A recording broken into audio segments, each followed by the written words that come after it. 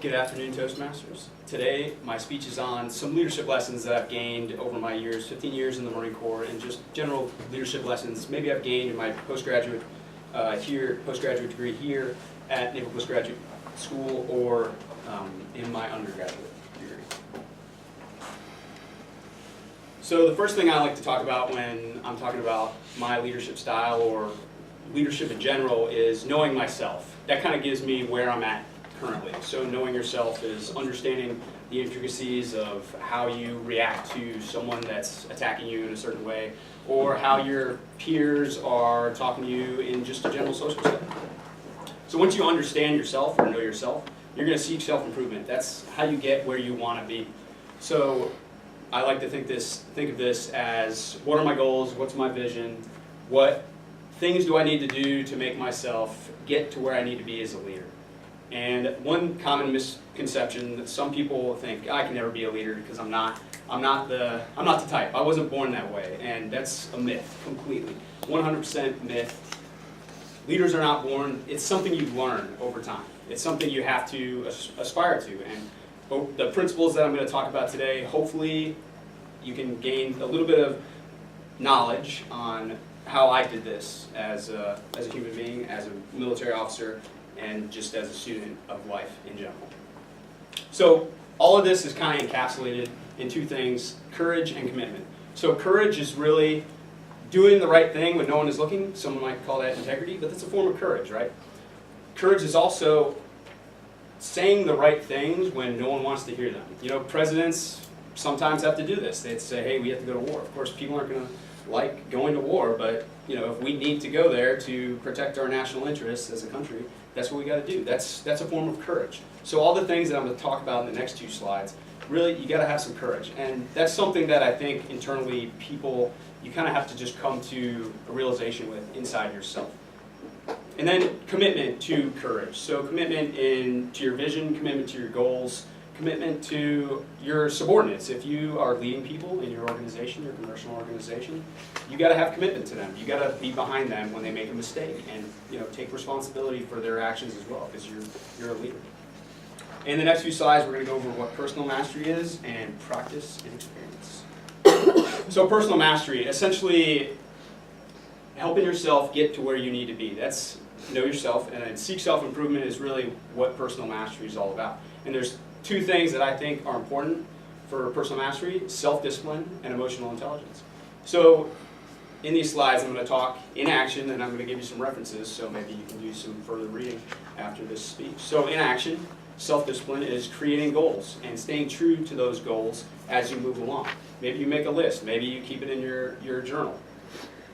And then really you got to be realistic with your goals. So if you're not meeting your goals, you got to reassess and reevaluate how you're going about increasing your self-discipline. Some references here that I think are great books, and I can put this on our Google Drive after the speech, but Leadership and Self-Deception, 7 Habits of Highly Effective People, Stephen Covey, great book. Warrior Mindset by Michael Askin, also a great book on making yourself more self-disciplined, and No Excuses, The Power of Self-Discipline, which I'm listening to on audiobook right now.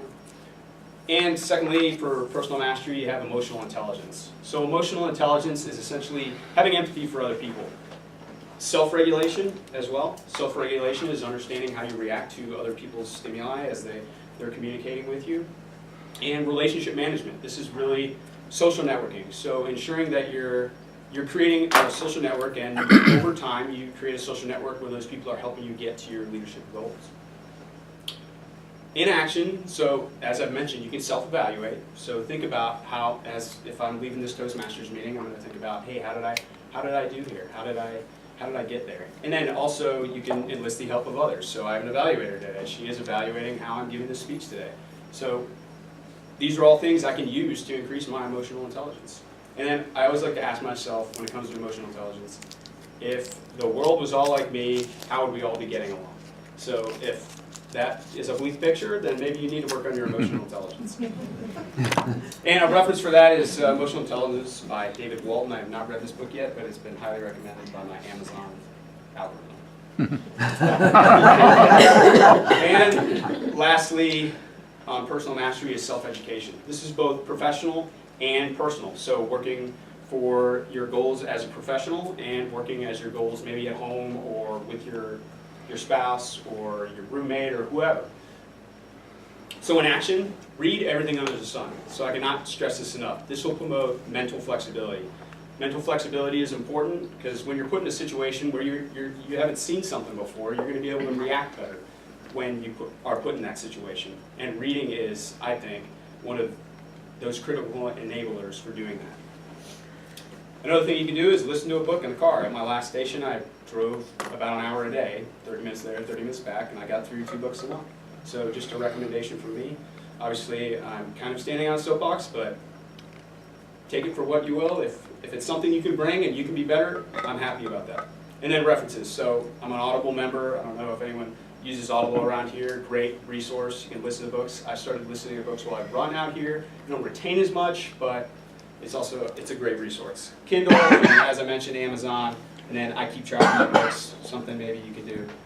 And then practice and experience. So obviously, to become a good leader, you have to practice. You can't just read a bunch of books and just be good at being a leader. So Toastmasters is one of the best probably ways to get up here and practice your leadership skills. And then maybe get out of your comfort zone. Volunteer to become an officer at one of the clubs in the area. Don't just do your job. So that's another thing. Take more responsibility at work. You know, you got your job listing, this is all the stuff I have to do. Maybe I'm going to do this much.